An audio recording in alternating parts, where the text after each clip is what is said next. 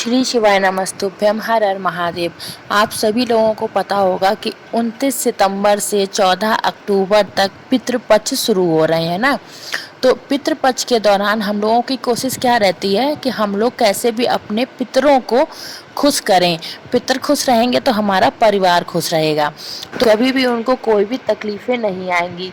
गुरु जी की कथा से सुनकर 2 रोटी वाला उपाय बहुत ही अच्छे से आपको समझाऊंगी, और आगे भी 2-3 उपाय हैं, वो भी आप लोग पूरे सुन लीजिएगा।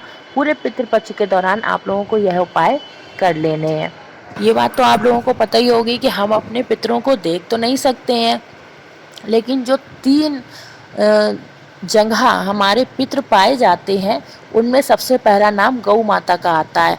गौ माता में हम लोग अपने पितरों के समान ही मानते हैं।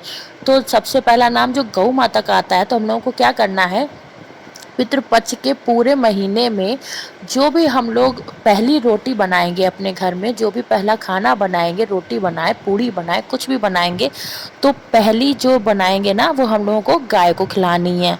तो गाय को आप लोग ऐसे मत खिला दीजिएगा कि पूरी रोटी ले गए और खिला दी गाय को।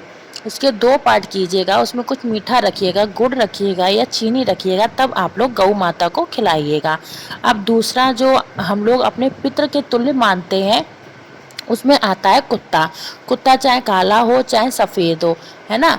जो गली वाले कुत्ते होते हैं, सड़क वाले कुत्ते होते हैं, उनके साथ हम लोगों को यह उपाय करना है। जो हम लोगों की आखिरी रोटी बनती है रात में, बिल्कुल लास्ट वाली रोटी जो बनती है, उस रोटी को हम लोगों को दे देनी है कुत्ते को। उसको भी इसी हिसाब से देना है, आपको 2-3 पार्ट में करना है, और कुछ हल्का सा मीठा रख के आप लोगों को कुत्ते को खिला देना है। ये तो हुई जमीन की बात। अब आते हैं पक्षियों पर। पक्षियों में सबको पता है, कौवे को हम लोग अपने पितृ के समान ही मानते हैं। इसी वजह से पूरे पितृपक्ष के दौरान हम लोगों को क्या करना है, जो भी दोपहर में हम लोगों का घर खाना बने, पूड़ी बने, रोटी बने, खीर बने, कुछ भी बने, तो उसको कौवे के नाम से छत पर ले जाकर जरूर रख देना है। कौवा आए ना आए, खाए ना खाए, लेकिन आप लोगों को कौवे का स्मरण करते हुए अपना वह भोजन छत पर जाकर कौवे के नाम पर रख देना है।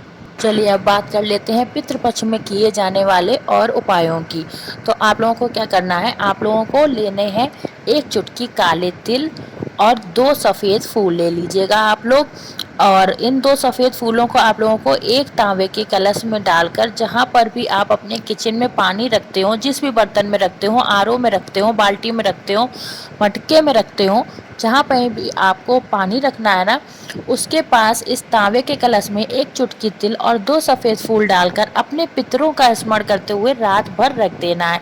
दूसरे दिन सुबह इस जल को उठाकर या तो आप लोग पीपल पेड़ में डाल दीजिएगा, या फिर आप लोग वट वृक्ष में डाल दीजिएगा, और या फिर बेलपत्री के पेड़ में डाल दीजिएगा, क्योंकि यह तीनों पेड़ वो पेड़ है जिनमें हम लोगों को पितरों का वास माना जाता है। क्या करना है आप लोगों को, सुबह से ही 1 चुटकी तिल डालकर जल में 2 सफ़ेद फूल डालकर आप लोगों को रख देना है।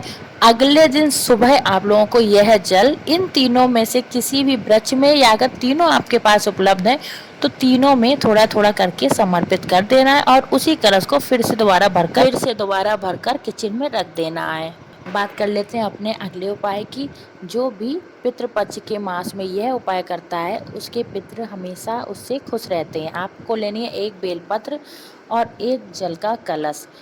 जल अपने किचन से, अपने घर से लीजिए। उस बेलपत्र को जल के कलश में डालकर आपको अपने पूरे घर में जितने भी कमरे हैं, किचन है, सब में घुमा लेना है। एक अकेले बाथरूम को छोड़कर पूरे घर में घुमा लीजिएगा। आपके घर में जितने भी सदस्य हैं, सबसे उस पर हाथ टच करवा दीजिएगा, और उसके बाद इस जल के कलश को लेकर आप लोग शिव जी के मंदिर में पहुंच जाए। शिवलिंग के पास जाकर फेस आप लोग रखेंगे उत्तर दिशा की तरफ, मतलब अर्घा की तरफ, है ना।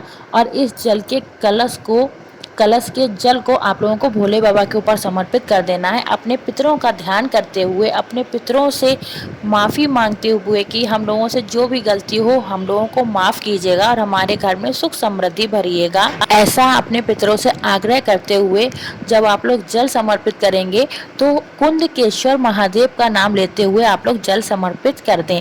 यह उपाय भी करने से पितर लोग बहुत ही खुश होते हैं और आपके घर में सुख शांति वैभव बना रहता है। ठीक है ना। तो यह उपाय भी आप लोगों को पूरे पितृपक्ष के दौरान करना ही करना है। अब बता देती हूँ गुरु जी का बताया हुआ आखिरी उपाय, जो कि आप लोगों को नारियल के साथ करना है। पूरे पितृपक्ष के दौरान आप लोग यह उपाय एक बार जरूर कर लीजिएगा। आप लोगों को एक नारियल लेना है और उसको पीपल के पेड़ के पास, किसी भी पीपल के पेड़ के पास ले जाकर, जहाँ पर आपको चींटियाँ दिख रही हों, जहाँ पर चींटियाँ रह रही हों, उससे थोड़ी दूरी पर एक गड्ढा खोदकर आप लोगों को वह नारियल पिपलेश्वर महादेव के नाम से उस गड्ढे में दबा देना है पूरा अंदर करके, और उसके बाद अपने घर वापस आ जाना है और अपने पितरों से अपने लिए मनोकामना बोल देनी है, प्रार्थना कर लेनी है कि हमारा भविष्य सुरक्षित रहे।